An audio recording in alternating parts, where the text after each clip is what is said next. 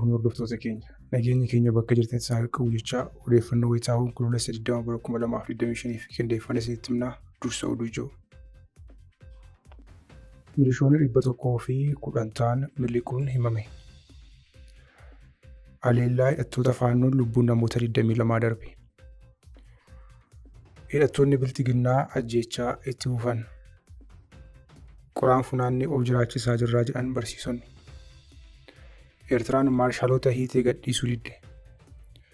Israa'el Gaazaatti haleellaa cimaa eegaluu beeksiste. Warri toora YouTube chaanalii kanaaf haaraa taatan subscribe, like, share gochuudhaan nu cinaa dhaabadhaa jechaan gara bal'ina oduutti isin dabarsa.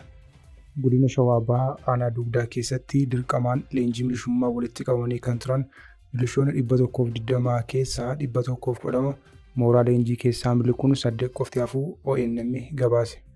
Namoonni kun gandoota aanichaa kanneen akka Dararaa, Daalachaa, Shuubii Gamoo, Waldaa Qallinaa, Waldaa Magdallaa fi Baqalee Girrisaa keessaa dirqamaan walitti qabamanii turuu maddi kun ifoomseera. Namoonni miliqan kunneen haga oduun kun qindaa'etti eessa akka jiran wanti adda bahee beekamee hin jiru. Mootummaan Itoophiyaas dhimma kanarratti hanga oduun kun qindaa'etti waan jedhe hin qabu. Haleellaa hidhattoonni faannoo halkanidhaa godina Shawaa Lixaa aanaa Noonnoo gandaa Halluu Dinkiitti raawwataniin yoo xiqqaate lubbuun namoota 22 darbuun ifoome. Kana malees namoonni 3 biroon immoo gara hidhatee kanaan ukkaanfamuun achi buuteen isaanii akka hin baramin jiru maddeen himayu.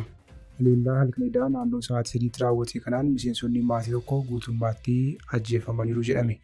Hidhattoonni haleellaa kana raawwatan naannoo giddu galeessa Itoophiyaa jedhamu godina Guraagee aanaa Abaashee maadheffachuu maddeen yaadachiisaniiru.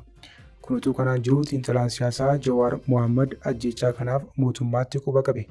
Jawaar amma duraa akkuma aanaalee Wallagga Bahaa fi Horroo Guduruutti aanaa Noonnoo kanas humni faannoo mootummaan woboo akka waraananiif hidhachiisee jiraachuu isaa barreessuu kiyya ni yaadattu jedhe.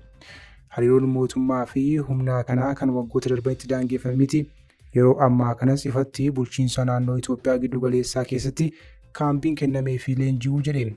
Achii ka'anii aanaa Noonnoo keessatti uummata ajjeesuu, horii saamuu, deebi'anii achitti dhokatu kun iccitii osoo hin taane kan uummanni akkasumas bulchitoonni aanaalee fi godinoota naannoo sanaa jechuunis Oromiyaa keessaa godina Shawaa Lixaa fi Kibba Lixaa naannoo giddu galeessaa keessaa immoo godina Guraagee ifatti beekanidha jechuun saaxilee.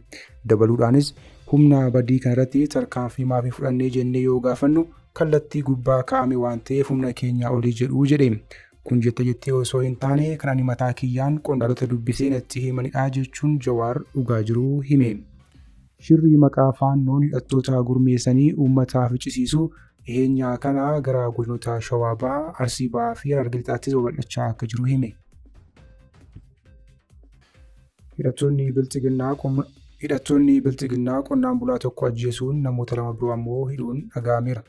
Godina Wallagga Lixaa aanaa Laalloo Assaabii ganda Aallee Uwwaa jedhamu gaafa onkololeessa 18/2025 waraanni faashistii Abiyyi Ahmad qonnaan bulaa maqaan isaa Baacaa Waaggaarii jedhamu ilma keetuu miseensaa qeerroo bilisummaa Oromooti jechuun mana qabanii deemuudhaan gara aanaa Boojii Coqorsaa ganda Sibuu Eebichaa jedhamutti erga geessanii booda ajjeesanii gatuu arraanni biyyoolessaa Oromiyaa gabaaseera. Guyyuma sana waraanni faashistii Abiyyi Ahmad ganda Hallee Ho'aa keessaa daa'ima gannaa 13 Araaree Abrahaam Buchoo jedhamtuu fi dargaggoo Leencoo Bookaa woboodhaaf odeeffannoo geessitu jechuun waajjira poolisii aanaa Boojii Birmajiitti hidhuun himameera. Kaadhimamtoonni barsiisotaa yaada kennaniin qaala'insa jireenyaa irraa kan ka'e qoraan funaanaa fi buddeen namaa tolchuun of jiraachisaa akkasumas of barsiisaa jirraa jedhan. Sababa kanaa lubbuun barsiisotaallee darbaa jiraa jedhame. Kaadhimamtoonni barsiisotaa kunneen kaffaltiin waliigalatti baate tokkoof isaaniif kaffalamu qarshii 760 ta'uu himuun kanarraa kan ka'e mana namaatti qacaramanii hojjechaa bakkee deemanii qoraan funaanuun nyaata bilcheeffachaa akka jiran raadiyoo sagalee Jarmanii DW'tti himaniiru. Kaadhimamtoonni barsiisotaa kun waggoota 40 oliif barsiisaa kan ture kolleejjii barsiisotaa Daseetti sagantaa digirii fi dippiloomatiin warra barachaa jiran akka ta'e gabaasni kun ni ifoomsa. Maallaqni ji'aan kaffalamuuf gatii buddeen iyyuu waan hin geenyeef barsiisonni dhiiraa bilcheessoo yookiin kushiinaan eeyyamamee fi buddeen tolchuun akka of gargaaran himameera. Barsiisonni bor eebbifamanii lammii gaarii qaruu fi oomishuu danda'an silaa bu'uuraaleen jireenyaa akka manaa fi nyaataa guutamee fi yookiin kaffaltiin madaalawaa ta'e kaffalamee fi barnoota bor dhaloota barsiisuu qaban irratti yeroo isaanii dabarsuu qabu ture. Garuu amma faallaa kanaa barsiisonni kunneen waan nyaatan dhabuurraa kan ka'e qoraan funaanaa hojii guyyaa hojjechaa akkasumas bukkoo bukeessanii buddeen tolchaa yeroo isaanii dabarsaa jiru jedhame. Kaadhimamtoonni barsiisotaa kunneen gaara Xoosaa fi gaara Azawaa deemuun qoraan akka fudhatan kan himan yoo ta'u, naannoon gaarota kanneen immoo balaafamoo waan ta'eef lubbuun barsiisotaallee darbuu himan. Akka kanaan gaafa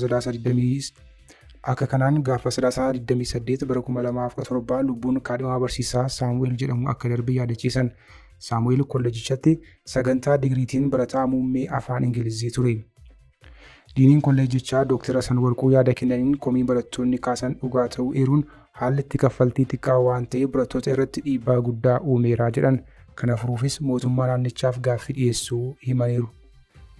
Maarshaalota garaanaa Sirilaankaa 6 Eertiraatti amaniikuuf Sadaasa bara 2024 kaasee tattaaffiin dippiloomaasii taasifamaa jiraatus haga yoonaa osoo hin milkaa'in hafuu The Island maddeen dhimmichatti dhiyootaan caqasuun gabaase. Maarshaalonni Sirilaankaa kunneen namoota dhaabbata Azerbaajaan kan ta'e tajaajila galaanaa Kaaspiyaan BVN qacaramanii doonii xixiqqaa Azerbaajaan 3 irra hojjetan 24 keessaa isaan tokko turan.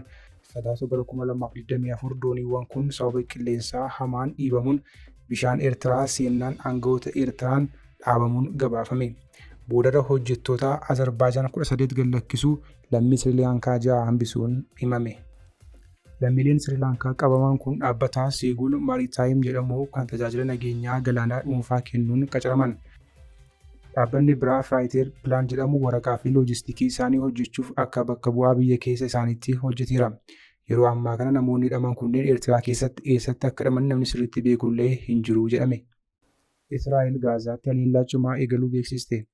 Israa'el haleellaa qilleensarraa cimaa kibba Gaazaatti eegaluu kan beeksiste yoo ta'u, kunis erga Hamaas waliigaltee dhukaasa dhaabuu mallattaa'ee cabsuun haleellaa raawwatee boodaa jedhame. Haa ta'u malee Hamaas himata Israa'el kana haaleera. Erga waliigalteen dhukaasa dhaabuu mallattaa'ee as waraanni Israa'el lammiilee Filisxeem 35 ajjeesuu fi 146 ol madeessuu qondaaltonni biyyichaa ni himu. Haaluma wal fakkaatuun gama Israa'el ammoo namoonni 11 ajjeefamaniiru.